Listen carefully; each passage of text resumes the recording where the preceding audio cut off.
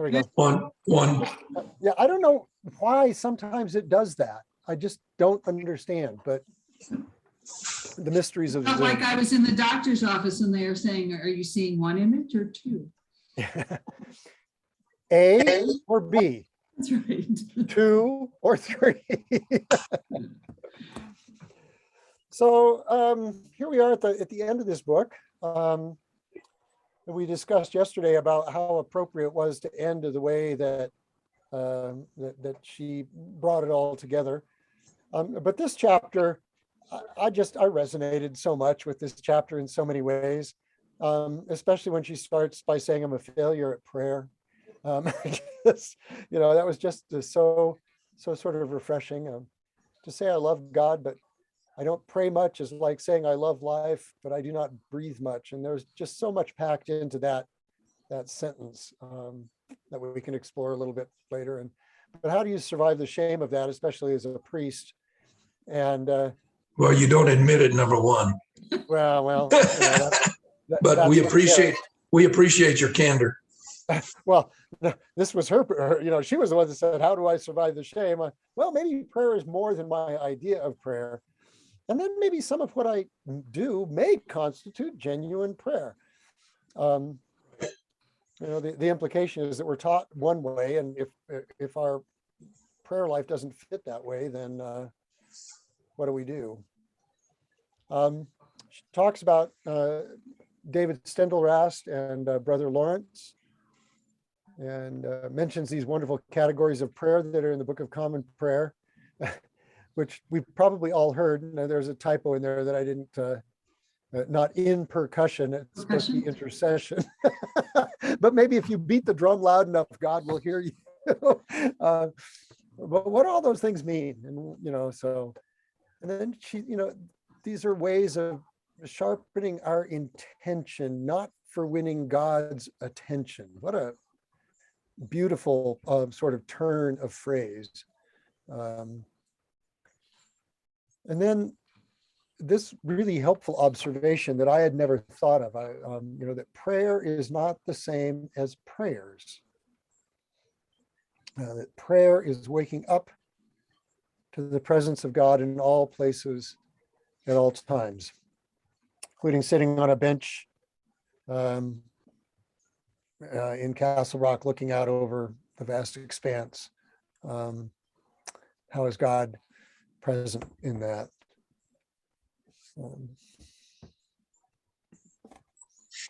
And then waiting is a kind of prayer. Did I jump 2 slides? I did. Yep. Brother Lawrence, I don't know if we had referred to him in our discussion on Monday night last week, but I know that he came up in the Sunday discussion last week about practicing the presence of God. That classic book where he talks, which she doesn't refer to, but he talks about prayer and washing dishes. And then again, another brilliant image. I go on nudging at God's breast, letting the smell of that sweet milk lead me deeper into the ordinary activities of my everyday. Marvelous statement. But then there's this wall of God's apparent non-responsiveness. What happens when God doesn't seem to answer? And she comes to the point of saying, well, I just tell God what I want and I trust God to sort it out. And maybe that's what Jesus meant about coming to God like a child. Although I don't remember who mentioned it yesterday, but children come to parents demanding. And they don't want to wait, for the parent to sort it out. They come demanding, give me this now. So there is a little bit of a difference there, although I understand what she's saying. Divine response to prayer is one of those beauties that remain in the eye of the beholder. Only you can say whether God answers you. In the classic sort of cases, You pray for rain. Well, you want rain, but there may be somebody else who doesn't. And so is the prayer for rain answered? Hard to know, hard to know.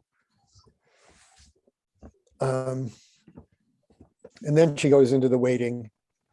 We're players, but we don't direct the play. And that's a real hard one, I think, for most of us to accept. All of us control freaks.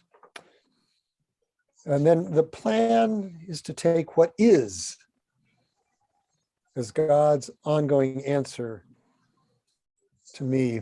And I wondered whether or not I could write her and ask, I'm sure, but whether or not she's done any work in a sort of a school of theology called process theology, based on process philosophy, which developed by a mathematician named Alfred North Whitehead. But anyway, Whitehead's point is that every encounter is rich for transformation if you can recognize it. And that, of course, if you're a theist, then every encounter is God's invitation into transformation. So whether that encounter is an encounter with another person, or the coyote over my right shoulder, or a tree, or something like that, is that those encounters are how God speaks to us. And then some of you have had similar experiences, I know, at either Good Shepherd or in other places, but when you go someplace that's outside of the Episcopal tradition or even the Christian tradition and observe how people pray and how different that is. And of course, she picks this up in another book on terms of holy envy to say, oh, I really like that. I wish we had that. But, if you've ever gone to a Hindu ceremony, it's so different than what we do. Judaism, she talks about using the yod, the little hand to point things out on the text, because you're not supposed to touch the Torah with your fingers. So you use the little marker to do that. And then the whole practice of full bodily prayer in Islam. Again, how different those are than certainly a lot of Protestants, not and Episcopalians and Catholics too, but so many sort of mainline Protestants whose worship is mostly sitting and listening, and maybe singing, standing occasionally. But how different all those things are. And so she observes there are real things I can do both in my body and in my mind, put myself in the presence of God. Postures, does that work? Does sitting cross-legged work? Does kneeling work? Does prostration work? What do you do with your mind? How does that put yourself into the presence of God? Then she talks about home altars, and her home altar, which sounds pretty elaborate. A dressing table with all sorts of stuff on it, as we discussed yesterday morning, and the lighting of the candles. And she says, the altar is giving me more life than I know how to ask for. And I asked this question, it was a rhetorical question. I didn't expect an answer yesterday, and I don't expect one this evening, but how many of us have an altar, a dedicated space at our home that just is there? May have candles, may have something else. I just don't know. I read about them all the time, but I wonder how often people really do have them. And some of the folks yesterday said that they did. Others said no. So, and then she ends the chapter with this poem, I guess. All I did was light the candles. Did God find me, or did I find God? Hush. The time for words is past. So that was my quick take, my quick run through on this chapter. What did other people get out of it? What was striking? What did you notice? What was provocative or disturbing or insightful. While we're thinking, if you don't mind, go back to your first slide so that I can scan that again. And I'm not meaning to take the floor here. I just want to. No, go ahead. I appreciate you laying out these bullet points, and there's a couple of things I wanted to comment on, but the rest of you go ahead.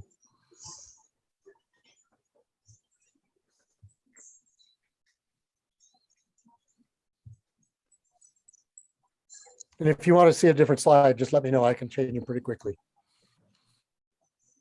I was struck by the couple times you mentioned focusing all our attention on listening to God instead of trying to get God to listen to us. Yeah. An interesting way to capture prayer.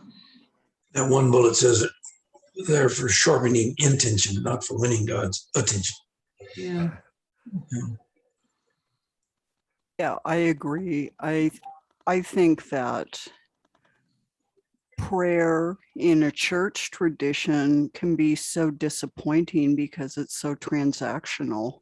And I think she just hits the nail on the head. What happens.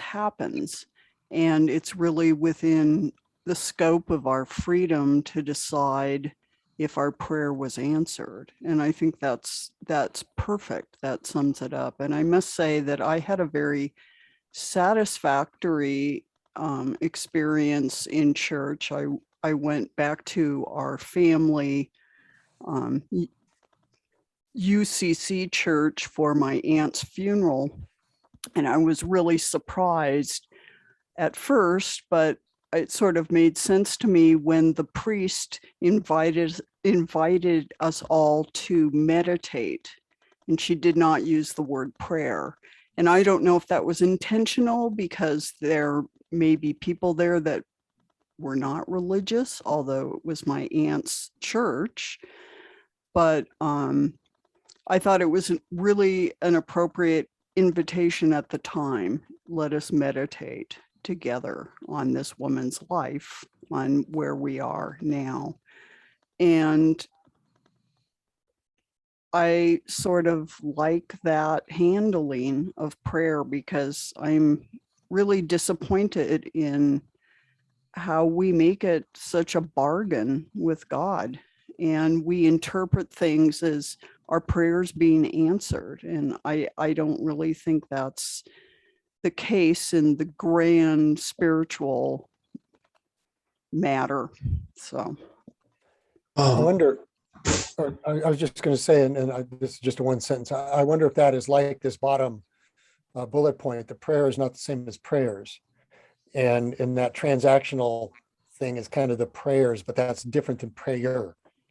So, excuse me, go ahead. Just to comment on what Karen said. Yes, we don't typically do that in the Episcopal Church. However, that was quite a part, at least we used to have visiting priests at the 6 p.m. service. And one of them very typically would allow for meditation time during the homily or after the homily. And I'm at a loss to come up with his name right now, and also Bishop Cal has done that at the 6 p.m. service.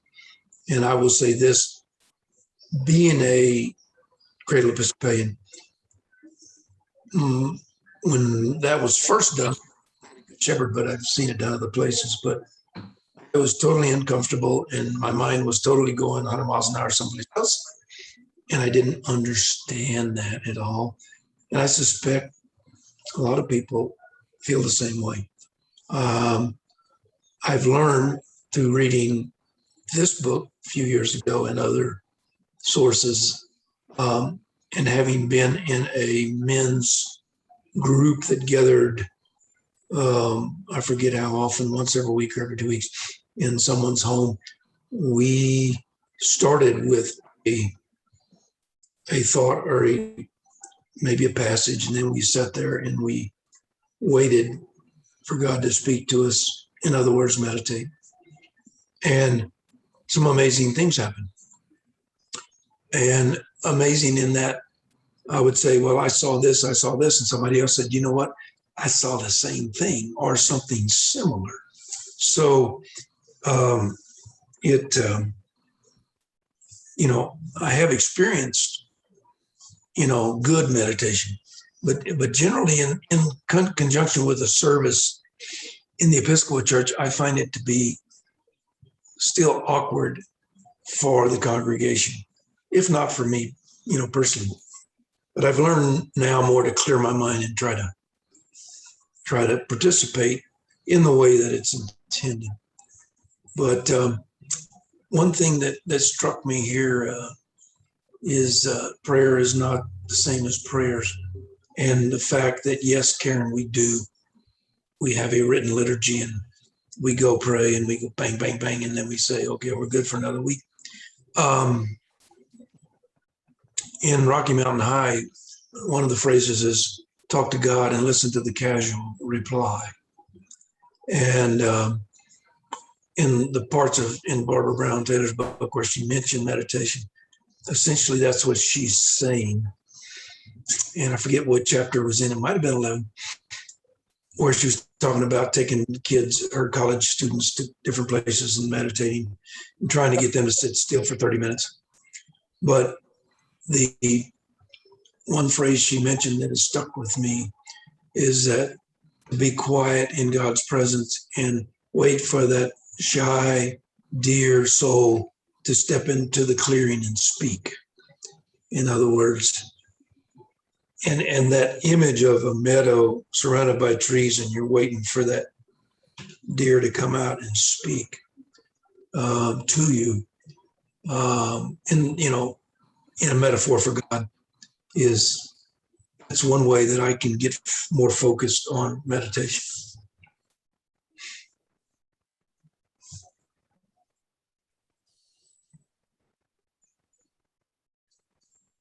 Go to the next slide, please.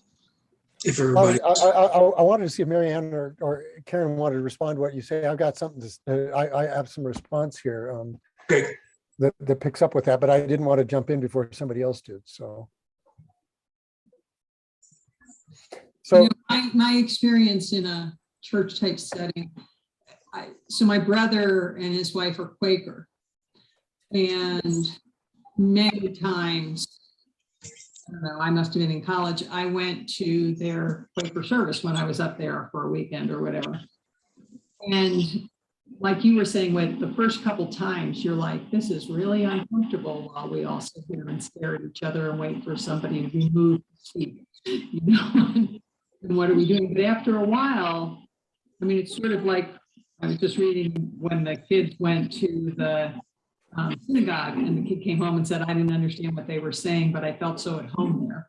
After a while, it felt like a much more natural way to do it, so that by the time they were getting married in a Quaker service, I was like, well, this is going to be interesting. Are we going to just like,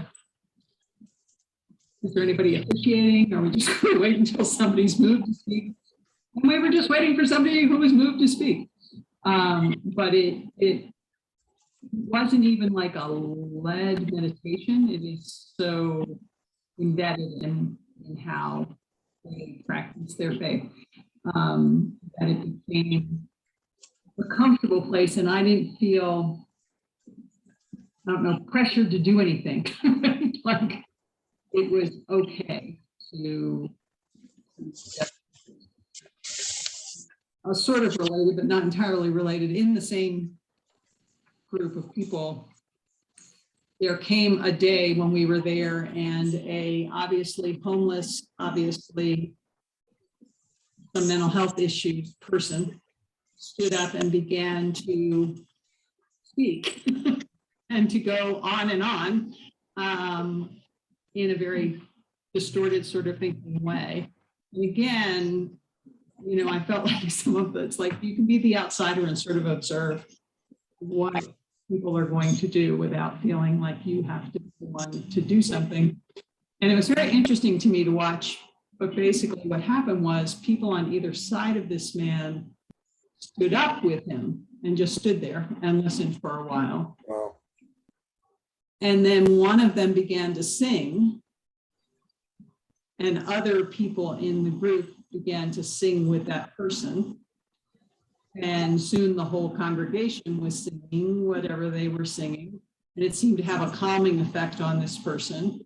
And ultimately, the two that were standing and this man sat back down again, and then things kind of went on as they went on. But nobody, I don't know, felt this crisis moment of we're going to have to get this guy out of here, or, and in watching it and in watching this man's face, I don't know, you had the sense of the presence of God. You had the sense that by recognizing his humanity and standing up next to him and listening, as opposed to trying to move him, it was witness. It was a powerful sort of a service.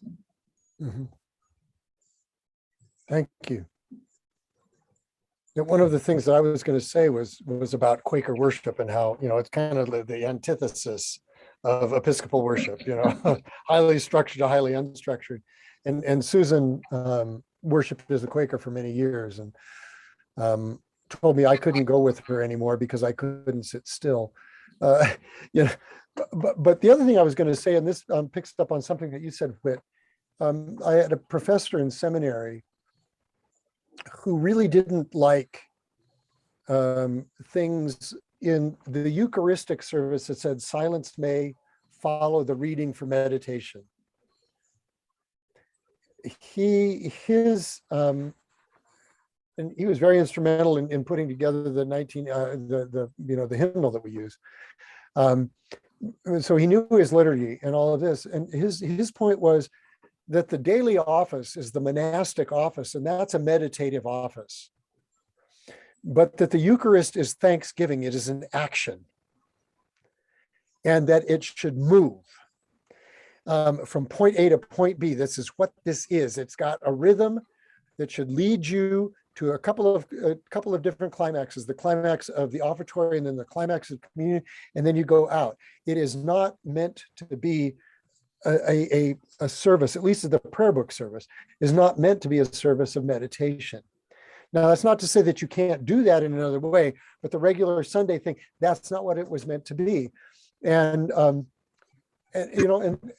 hear that, and that's part of my formation, but I understand that tension. Because, people go to church once a week, and so where are they going to get that silence? But how do you freight, the Sunday morning experience when that really isn't how the designers of the prayer book liturgy had this imagined to be a meditative service? And, I'm not arguing for one or the other. I'm just saying that that's the way that, that's one of the pieces that we've inherited. And how do we work with that?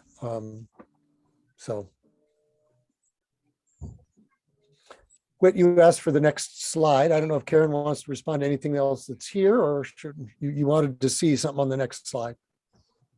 No, I would just say that just to clarify, this funeral service I went to, it was mainline Protestant, and it did move very fast. I was just struck that the UCC priest did not use the word pray. She said, let us meditate. And I think that was a deliberate invitation to get involved. Maybe the word prayer wouldn't appeal to everyone. Maybe that's a new thing in the UCC. I don't know. I haven't been in the UCC for 30 years. So when I was at DU, and I often had to pray publicly in a situation where I had no idea what everybody was. And I always assumed that people would understand what prayer meant. And I would always invite people to join me in an attitude of prayer, which might be similar to that, join me in meditation. But meditation itself has sort of a set of presuppositions, associated with it. And so, in other words, what I was saying is just be quiet and listen. So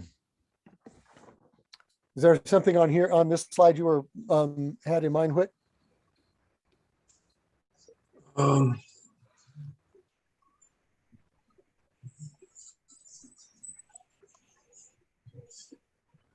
Or did you want the next one? well, the only thing I would say in here, and this is, well, in the second bullet point, nudging at God's breast. We traditionally think of God as male. Mhm. I don't know. I can't. God. Now Jesus called him Father, but I can't define God. So this metaphor here of nudging at God's breast doesn't bother me a lot, but I would think some people, I have a very good friend, a Good Shepherd, who we've known since 1980 something, and we were out to dinner with him one night, and I said, whatever you feel about God, him or her, and he stopped me and he said, I don't care if you call God her, just don't say him or her. Pick one and go with it. And I thought, I didn't think that was a big deal, but to him it was. Huh. So this might not set well with a lot of folks, but throughout her book, she talks about the human body and anatomy quite a bit. So I think I understand where she's coming from in that way. Let's go to the next slide, I think, unless Marianne or Karen has something here they want to look at.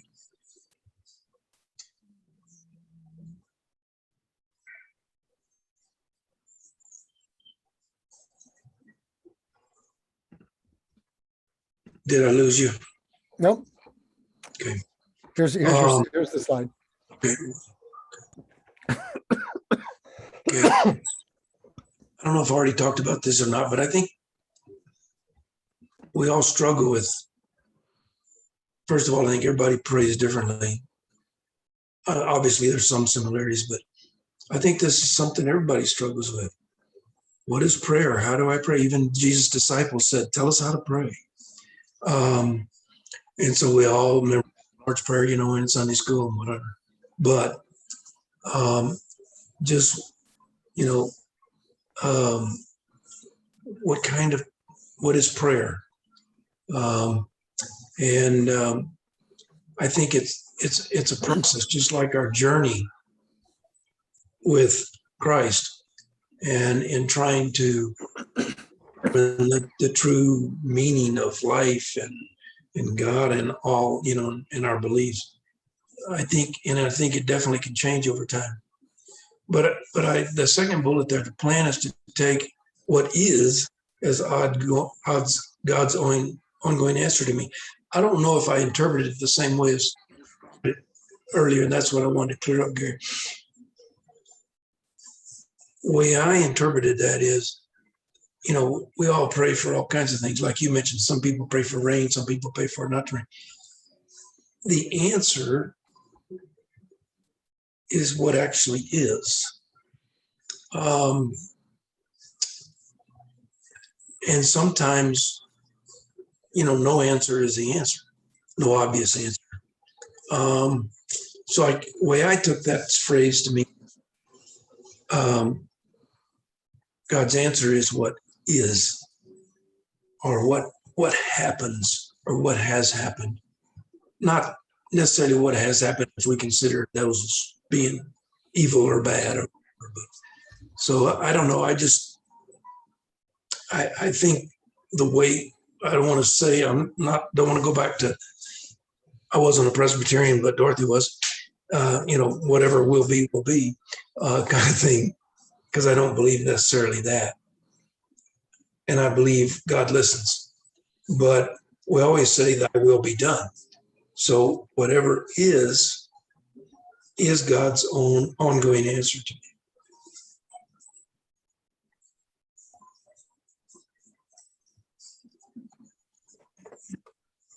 I liked her riff on Mary, where she was talking about, you know, Mary is above all other things reliable, that she, you know, no matter what life pitched at her, she didn't duck. She endured a difficult pregnancy to bear a singular child whom she loved reliably through the years of his controversial life. And so because of that, he feels comfortable like putting the names of people that she wants to pray for in a box on her altar and figuring Mary will take care of it. And, you know, I think it's just an interesting expression of faith, if you will, that, you know, I mean, it's kind of funny being raised Catholic, you have Mary sort of elevated and, you know, holding a very important position, but almost at such a distance. Whereas her description of Mary is much more like, oh, I could like this person. And I thought it was an interesting thing. I was talking I hate to to somebody. presume on her reliability, but I'm going to. I was talking to somebody yesterday who had exposure, I will say, to the Catholic Church. He wasn't Catholic. But that you know, your point about Mary is when Jesus became so remote that, you know, you needed yet another intercessor. And so, well, if you can't talk to the guy, talk to his mom. Maybe the mom can get there. You know, and so Mary became this sort of well, I can talk to her because I know what mothers are like. I know what my mom is like, or whatever, and you know, I know that she'll listen in a way that somebody else might not. Yeah. Well, and even that piece that she's talking about being at the Muslim service, and the women are separate, and she thought that she would be upset about being with the women being separate because it didn't fit with what she liked, until she sat down there and she was with grandmothers and mothers and people taking care of kids and everything. Kind of reminded me of the red tent, where just the whole value of women being able to be together and have those moments. Right. Any other thoughts on this chapter? It's 20-8, and just To move on. there were questions, but I think we've chewed on this chapter quite a bit. Chapter 12, of course, is this chapter of pronouncing blessings and benediction, and what an appropriate way to end a book like this is with benediction. And she talks about these multiple experiences of blessing, you know, food and all those other kinds of things. And my next really gross typo, I think it's a big mistake to perpetuate the illusion that only certain people can bless things. You know, I'm a priest, I get this all the time. When your page pronounced blessings, you think about why that is, as well as about what is involved. And, you know, I can identify with that. To pronounce a blessing on something, it's important to see it as it is. And I loved her meditation on blessing on the stick. You know, how common a thing of that is a stick. And yet she was able to pull so much out of it that was just delightful. And the mosquito. Yeah, that's right. Noticing the bands on the mosquito's legs. Going, yeah, I remember they have bands on their legs, but I'm not going to bless no mosquito. You know, that's hard. The key to blessing things is knowing that they beat you to it. And then this really wonderful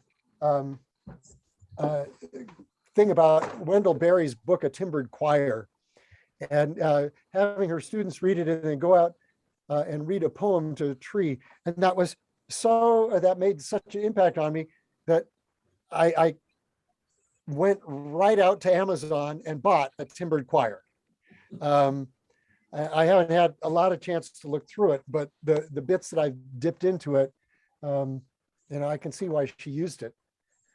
And she talks then, moves into this, how often are we embarrassed to do and say the things that really affect us?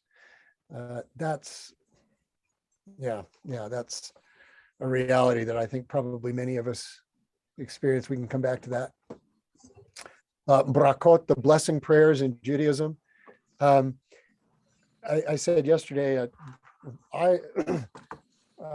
my first class, I think, in learning Greek, biblical Greek, the professor came in. He was the New Testament professor at the seminary. He said, before we start with Greek, I'm going to teach you the only thing that we know that Jesus ever said. And we kind of, stared at him. And he said, we know that Jesus said this, Baruch atah Adonai Eloheinu melech ha'olam hamotzi lechem min ha'aretz. The blessing over the bread. He said, that's the only thing we can know that Jesus actually said. Everything that's written down, we can doubt.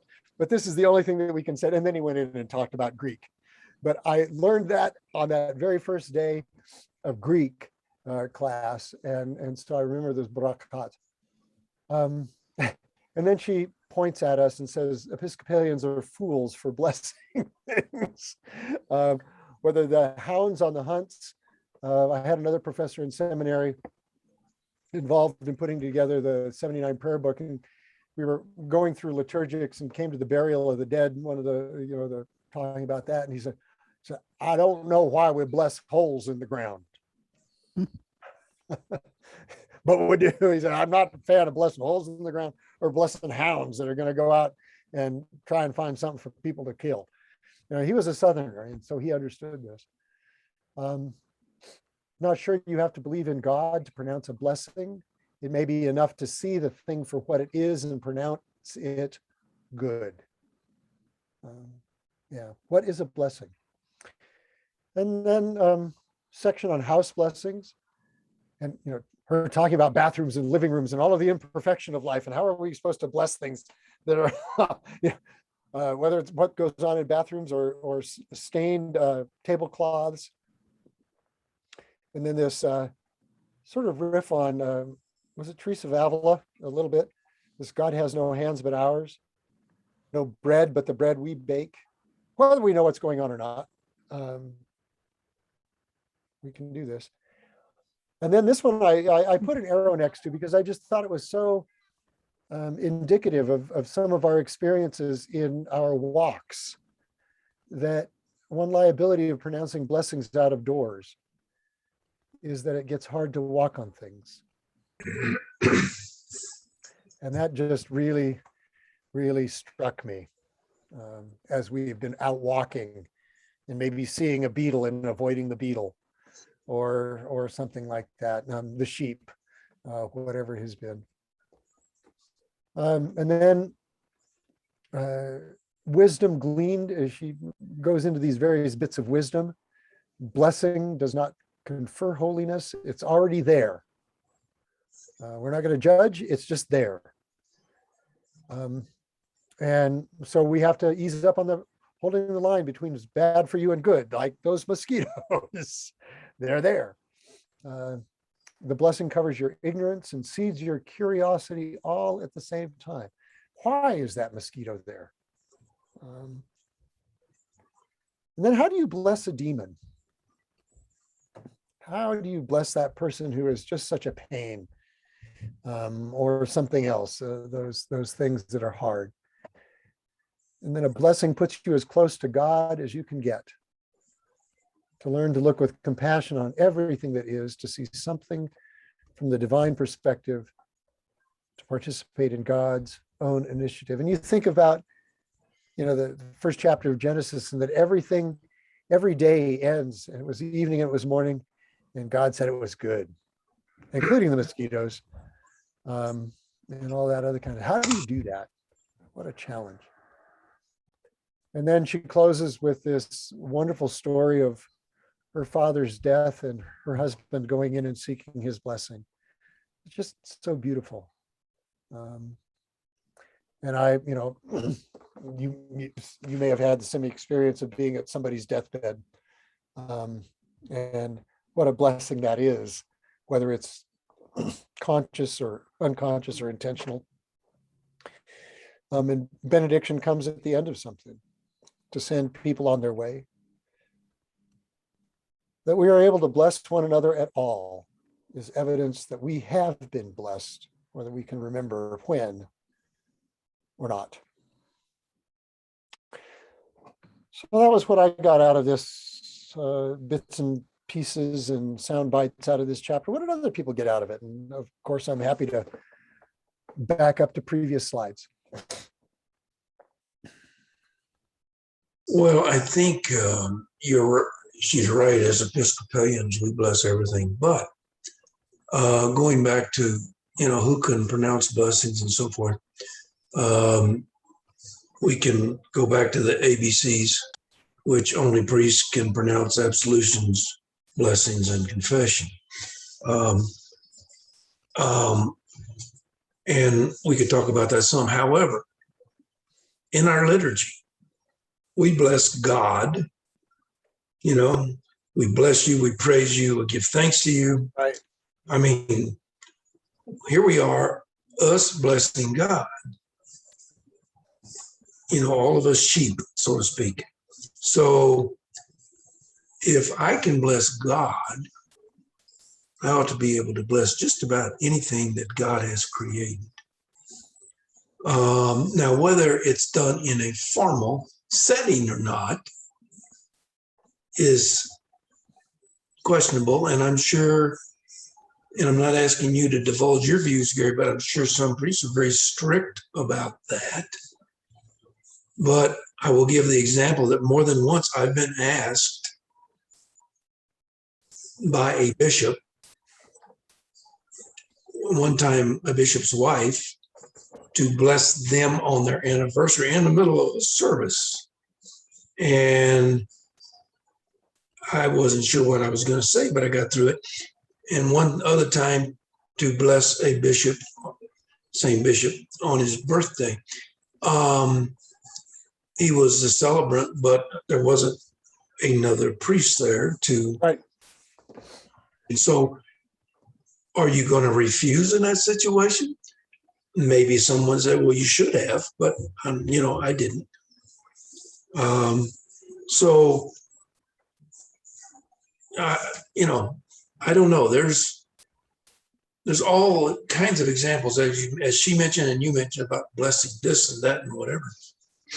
Well, let me just tell you real quickly, and then I'll move on. But at the celebration of new ministry, I had two Jewish friends who were there, and at communion, I said, "Come down and receive a blessing," and they're both Reconstructionist Jews. They're pretty progressive, and one of them, whom I've known, ever since I've been in Denver, came down, and he was in the line to receive a blessing from me at communion.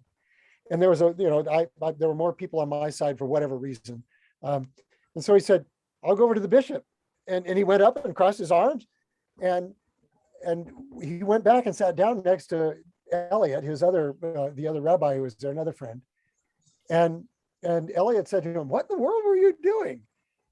And Steve said to Elliot, he said, who am I to refuse the blessing? Wherever it comes from.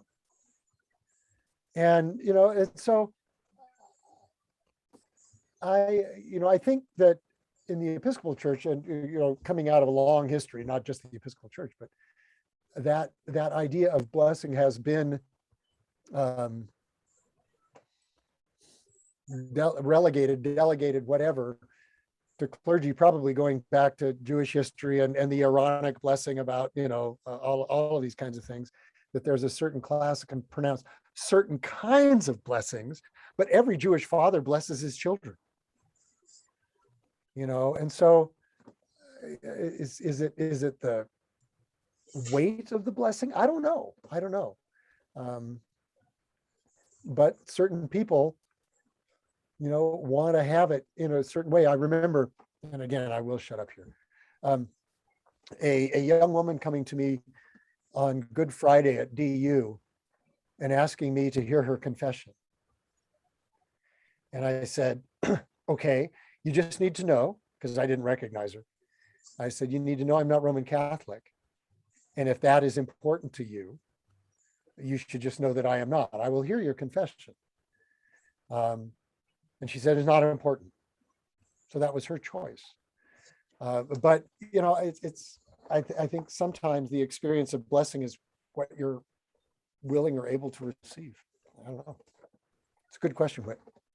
Yeah, I also think, I mean, it kind of gets down to technicalities too, because a layperson can, as we all do, a layperson can lead the daily office, and you just have to make sure you say at the end, let us bless the Lord and be included in the group Right. doing the blessing, as opposed to what Gary is authorized to do. So, you know, one time I think you were on vacation, I led morning prayer and the slide came up for you and I just changed a couple words because I knew what I had to say.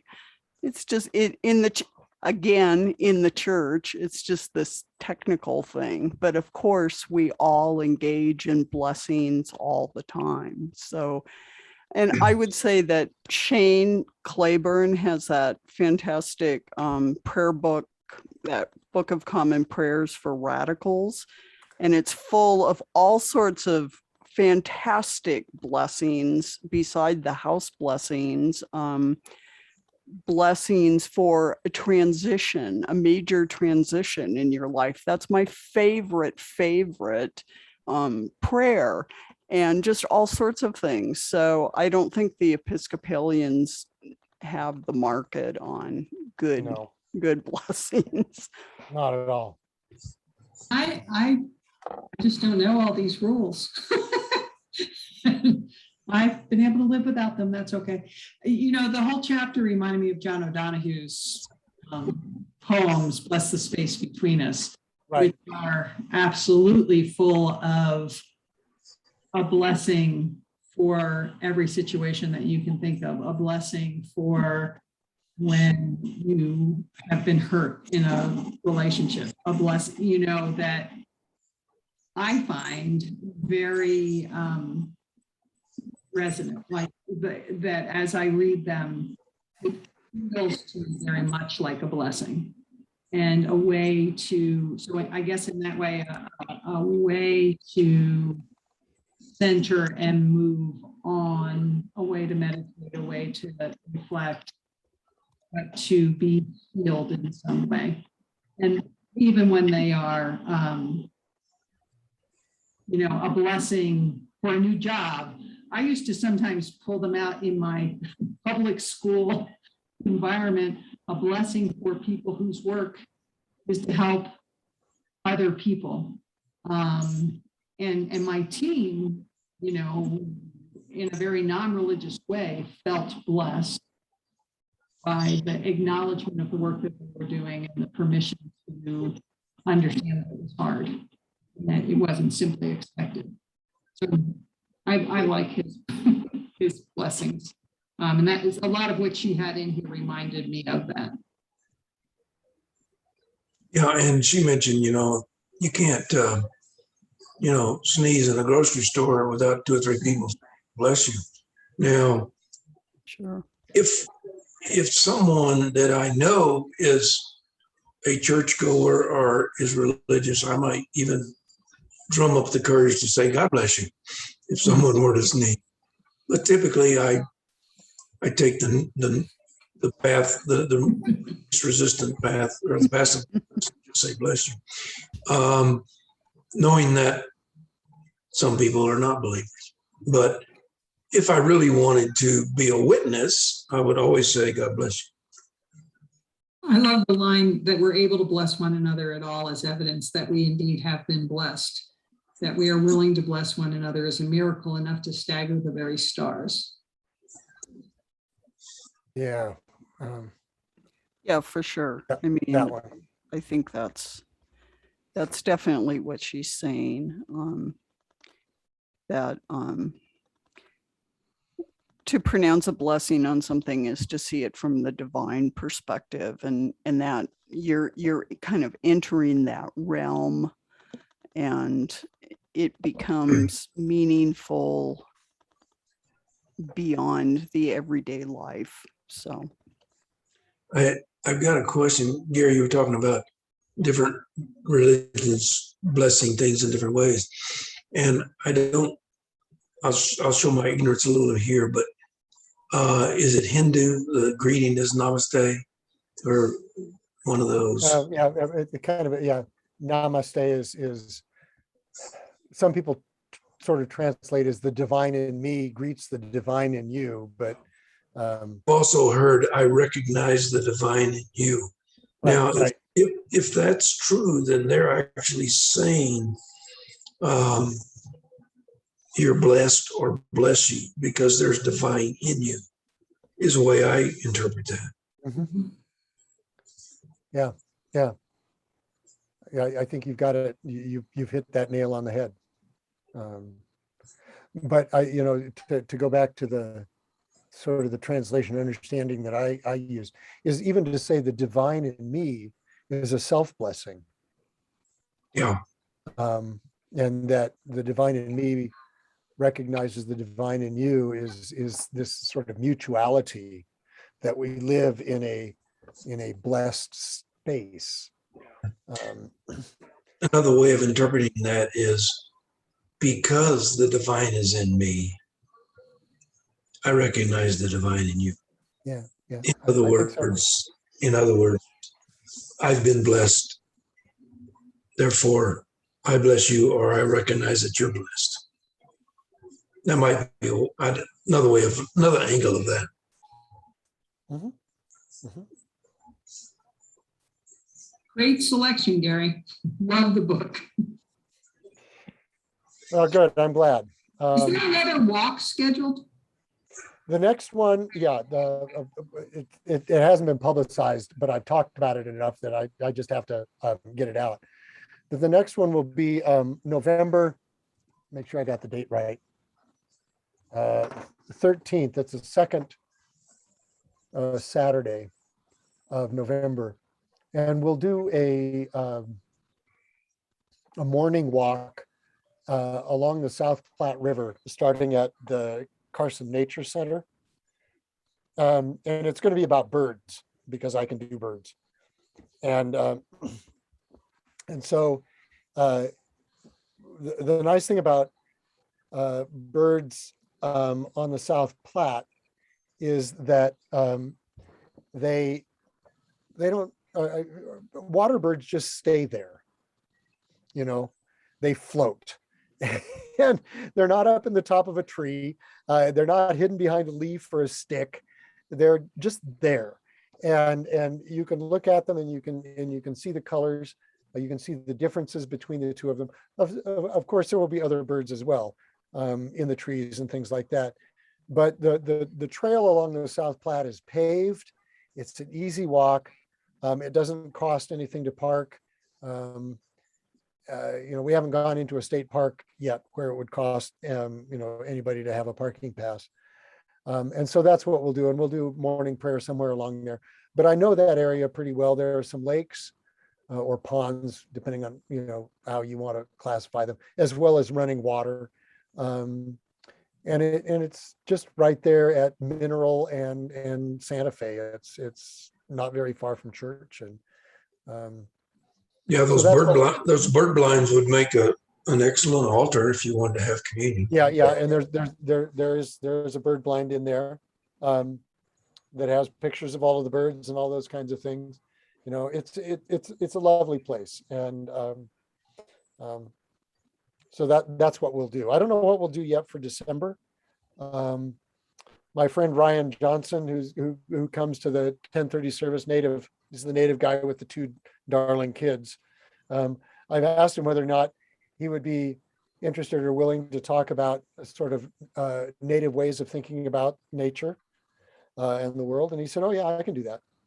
So we may do that in December when the weather is hard to be outside, or maybe January when the weather is really hard to be outside. So that's the next one, Marianne. So thank you for asking, and we'll get that out pretty quick. But with that in mind, I will say that, you know, you've helped alter the world here in this way. But also, just as I think most of you have heard this, but next week will be I don't think we'll do this on Monday night. We'll just do it on the Sunday morning and then make the video available. Is the representatives to diocesan convention can talk about that. And then I was talking, and Karen can speak to this a little bit, that Deacon Nadine will be offering a 3-part series that will happen both on Sunday mornings and Monday nights on sort of the theology and spiritual practice of gratitude. And those will be the 3 sessions starting November 7th until the first Sunday of Advent, which is the last Sunday of November. So there will be 3 Sundays before we hit Advent. So she's going to be talking about gratitude, which makes sense for Thanksgiving month. So that's what we'll be doing. But I will sort of close by saying, as I read these 2 chapters on prayer and on benediction, how blessed I was.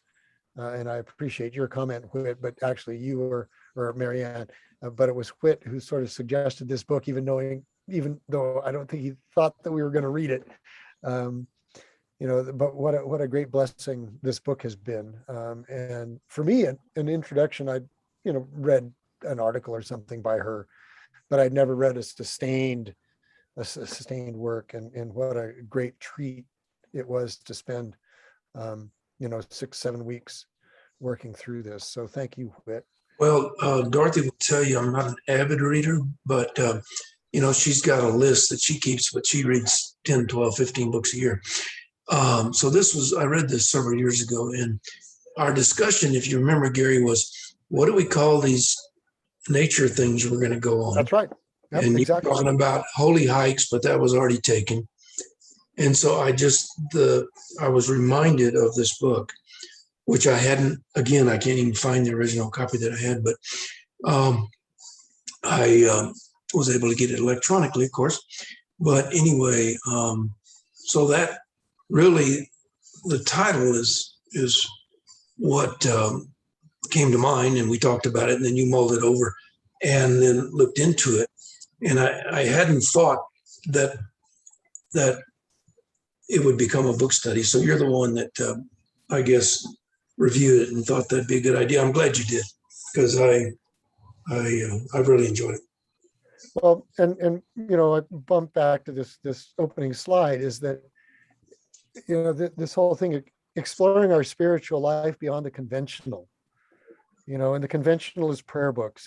The conventional is church. The conventional is, a lot of things. And so what she proposed in this book, I thought really did a good job of sort of combining walking and being outside and being in that world, as well as how do we see spirituality borne out in ways that are different than prayer books and Bibles and things like that. So I saw them as being a really nice interplay, and so I thank you for that. And I appreciate you doing the Monday evening things. I did not anticipate that you would continue doing the Monday evening things. Oh, no. This. So, but it has. We will continue to do these as long as we got attendance. People are coming in this way. They can't be there on Sunday mornings for whatever reason. They're singing. They're away, whatever. I just think that this offers an opportunity for people to engage that we hadn't had before. I mean, we had it, but we didn't recognize it. Well, I think depending upon how the pandemic goes and how the cold weather affects it, the next variant or whatever, I was able to get my booster shot for Moderna today. In 2 weeks, I will feel much more comfortable about engaging other people, not knowing whether they've been vaccinated or not. So, so more than likely, you may see me more at church in the future. But anyway, I should say. But anyway, but no, this has been a great thing for the situation that we're in right now. So I appreciate that. And all I will say in closing is bless you. Okay, so I think you probably all recognize this hand gesture. Yes. Spock. Do you know where Nimoy got that? No. It's the solemn gesture that a rabbi would use when pronouncing the Aaronic blessing. The Lord bless you and keep you. The Lord, that, and Leonard Nimoy's Jewish. And so that's where this came from.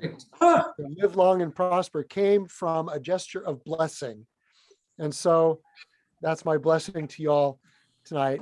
I look forward to seeing you soon, and thank you so much. All of you likewise. Enriching these last few weeks. So we'll see you all soon. Thank you so much. Thanks so much. Have a good evening. Good night.